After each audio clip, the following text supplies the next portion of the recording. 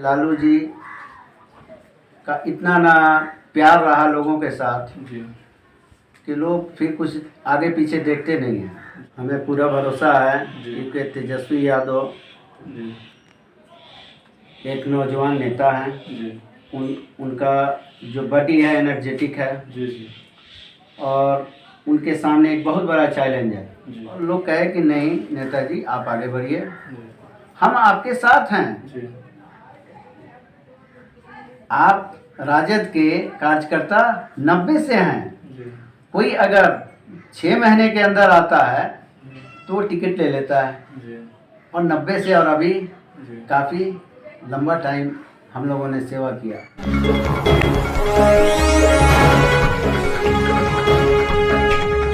आप देख रहे हैं हिंदुस्तान टीवी।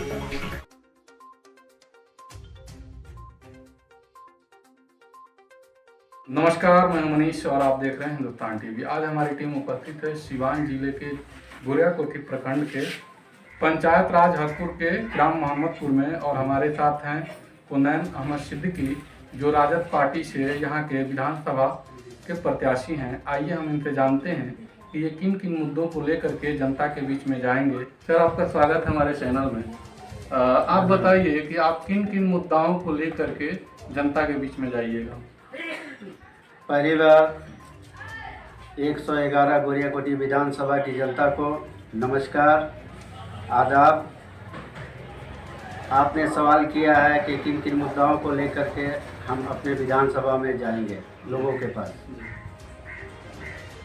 मेरा पहला मुद्दा ये होगा कि कोरोना से प्रभावित पूरा देश और प्रदेश आज त्राही इमाम कर रहा है। इसमें प्राकृतिक आपदा तो बेशक है, लेकिन उसके अलावा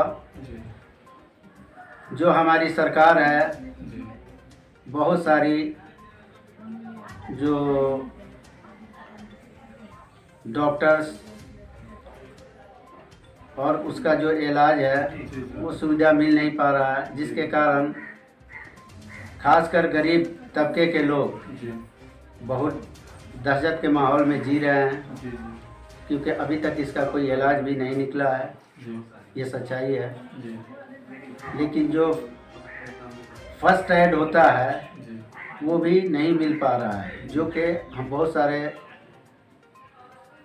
नेशनल चैनल के माध्यम से और जो सोशल मीडिया है उसके ज़रिए हम लोगों को देखने को मिल रहा है। क्योंकि सरकार पब्लिक को जागरूक करना चाहती है। पब्लिक जो है पहले से आज बहुत ज़्यादा जागरूक है, लेकिन उसको सुविधा जो है कोई मुहैया नहीं है। वो करे तो क्या करे। ये सरकार तक इस बात को पहुंचाना कि जिन सुविधाओं की कमी है उस सुविधा को पूरा करे।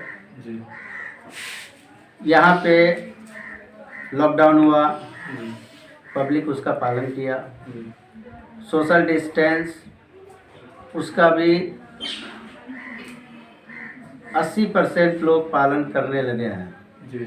लेकिन उसके बावजूद देहात के अंदर जो गरीब मजदूर है उसको समझाना अति आवश्यक है। लेकिन जब उनके पास हम जाते हैं और कहते हैं कि सोशल डिस्टेंसिंग जो है उसका पालन होना चाहिए, उनका ये कहना है कि मुखिया जी हम चाहते हैं लेकिन हमारे पास किसी तरह का कोई सुविधा नहीं है। अगर हम काम नहीं करेंगे तो खाना खाएंगे कहाँ से।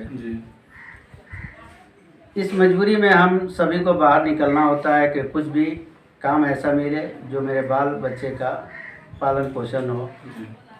तो मुख्य मुद्दा क्या होगा आपका चुनावी मुद्दा? जो मुख्य मुद्दा होगा वो यही होगा कि एक तो कोरोना जिसके ऊपर हमने बात किया अभी, दूसरी बात ये होगी कि बाढ़ से प्रभावित इलाका आज भी बहुत सारी सुविधा से वंचित है। और इसके बाद में जो कोविड-19 भारत में ये बीमारी फैला, तो हमारे जो अप्रवासी मजदूर हैं वो पैदल आए, जी कितने के पैर में छाला पड़ा, भूखे प्यासे, कितने लोग रेल के नीचे भी दब के मर गए जी और बहुत जलील हुए, खासकर बिहारी। जी क्योंकि हमारे बिहारी जो हैं वो तकरीबन सभी देश और विदेश में जी रहते हैं। जी क्योंकि पलायन का सिलसिला आज से 20 साल पहले हमारे माननीय नीतीश कुमार ने ये कहा था कि अगर हम पावर में आएंगे तो पलायन को रोक देंगे, जी लेकिन पलायन रुका नहीं। जी पलायन नहीं रुकने का कारण ये है कि हमारे यहाँ कोई कल कारखाना नहीं है जी और उसके अलावा लघु उद्योग का भी कहीं पे इंतज़ाम नहीं है। सरकार कहती है जी कि हम बेरोज़गार, जो शिक्षित बेरोज़गार हैं उनको हम इतना लोन देंगे, इतना देंगे, लेकिन बहुत सारे ऐसे पढ़े लिखे बच्चे जाते हैं जब बैंक जी ऑफिस, उनको ये सहूलत नहीं मिलता। जी फिर वो क्या है, मजबूर होकर के दिल्ली, बॉम्बे, कलकत्ता या खाड़ी के क्षेत्र में। और नेताजी हम एक बात करेंगे, अभी तक जो भी हम देखते आए हैं, चाहे हम 15 साल हम लालू यादव की सरकार भी देखे हैं, 15 साल नीतीश कुमार का भी सरकार का पूरा होने वाला है। ये दोनों जो सरकारें बनी 30 साल जो देखा बिहार में, वो कहीं ना कहीं बेरोजगारी के मुद्दे पे फेल्योर नजर आई। तो क्या इस बार का जो विधानसभा चुनाव होने वाला है, जो तेजस्वी सरकार की बात आपकी पार्टी करती है, तो क्या लगता है आपको कि रोजगार सृजन होगा इस बार अगर पार्टी में सरकार बनाती है तो?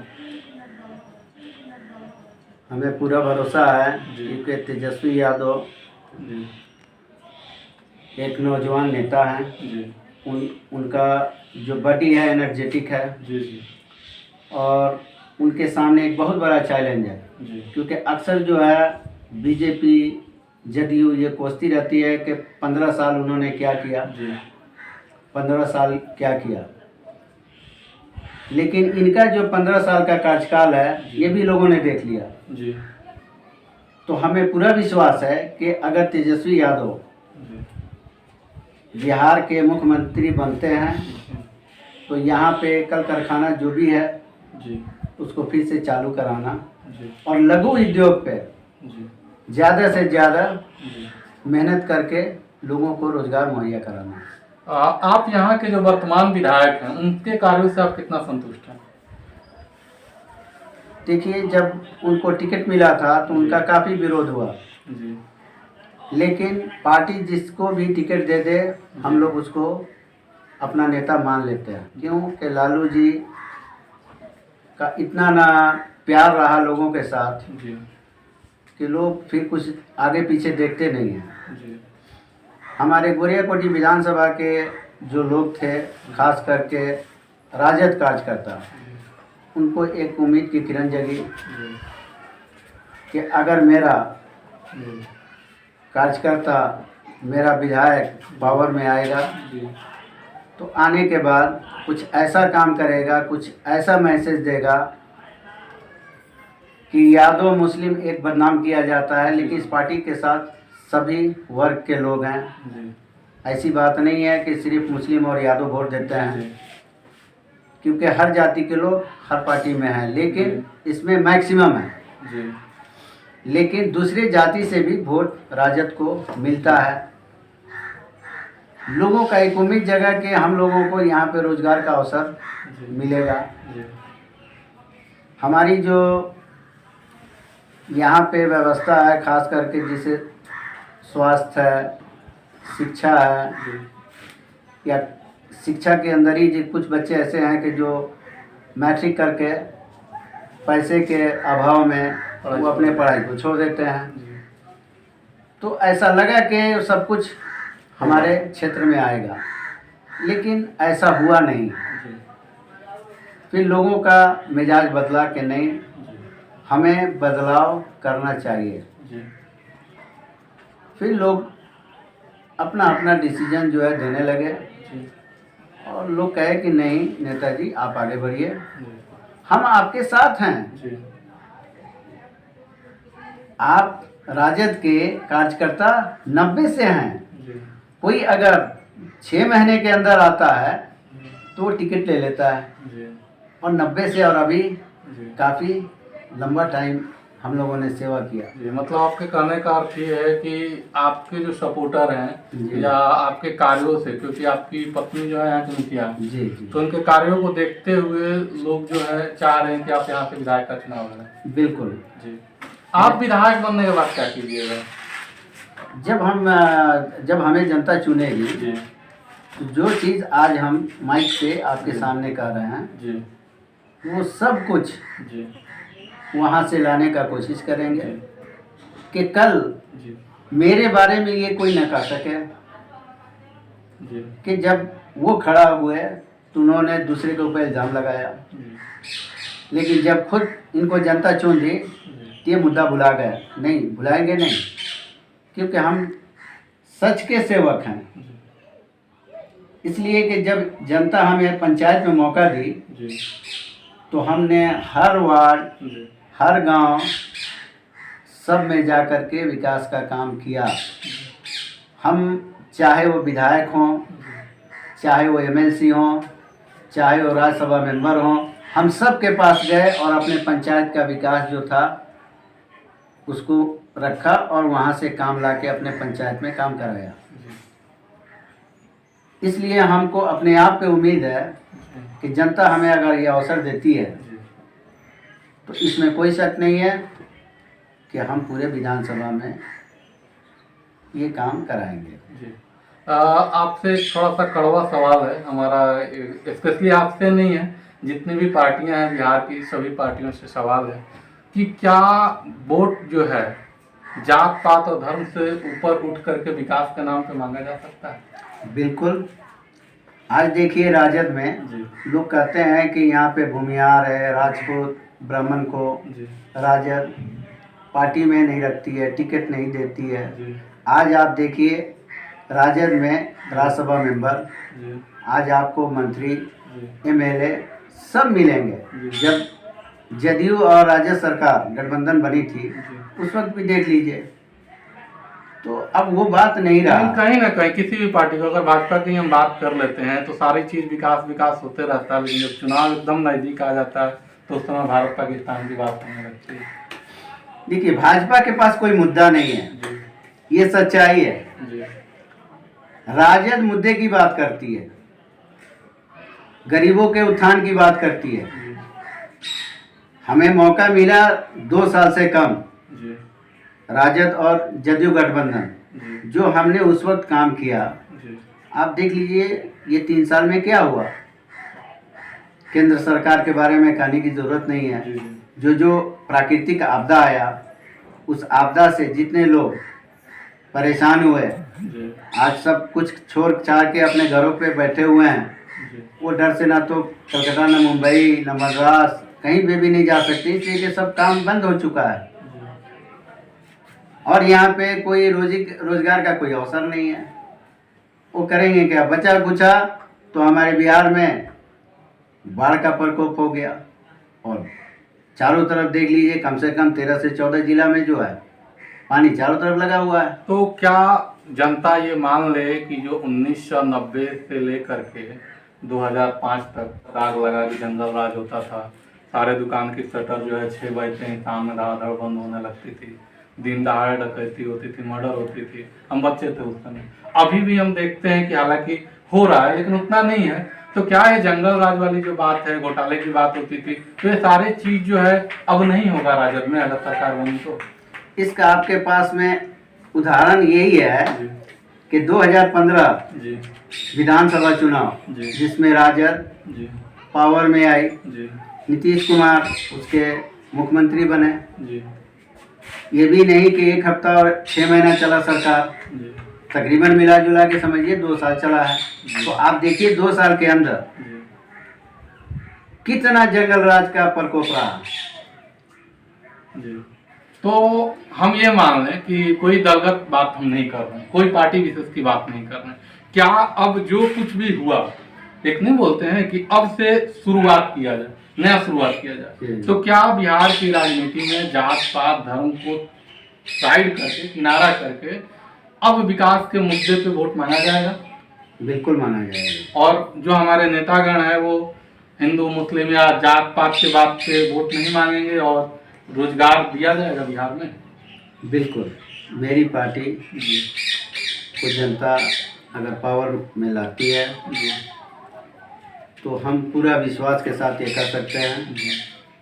कि जितना भी ये कमी है उस सब कमी को हमारी सरकार पूरा करेगी। आप व्यक्तिगत तौर पे अभी के वर्तमान विधायक से अलग क्या करेंगे? रोजगार का अवसर जो है जी जिसमें स्मॉल स्केल इंडस्ट्री जो जी का नाम लिया जाता है जी उस पे हम मैक्सिमम मतलब जोर देंगे जी। कि हर पंचायत में आप कुछ हर इसके ग्राम लिए में ब्लूप्रिंट वगैरह तैयार किए हैं, कुछ प्लानिंग किए हैं इस तरह से क्या कुछ होगा? देखिए ब्लूप्रिंट तैयारी किया नहीं है लेकिन इसके ऊपर प्लानिंग है। जी ठीक है, इसके ऊपर प्लानिंग है जी क्योंकि हमारे यहाँ जैसे कि पशुपालन है, जी हमारे यहाँ मत्स्य का है, जी हमारे यहाँ पे लकड़ी का बहुत सारा इस तरह फर्नीचर का काम होता है जो बाहर से आता है जी। जो यहाँ पे हो नहीं पाता। और हमारे यहाँ के ही कारीगर दूसरे दिल्ली जगह मुंबई कलकत्ता में जा करके ये काम करके वहाँ से भेजते हैं। जी तो इस तरह का जब काम पंचायत लेवल पे जी हम करने लगेंगे तो हमें उम्मीद है कि प्लान को मैक्सिमम हम रोक देंगे। जी। आपके क्षेत्र में स्वास्थ्य सुविधाओं का क्या स्थिति है?